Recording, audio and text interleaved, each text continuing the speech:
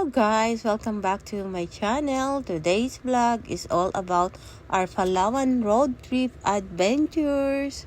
Come along for the ride and enjoy! Pwede po. Okay? So for the next island, it's Kauri. Kauri Island. So that's the last island. That's the island where we're gonna take our lunch. Okay?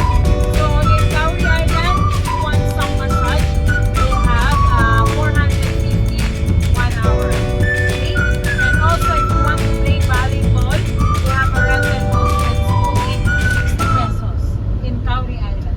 Okay? So in Kauri Island,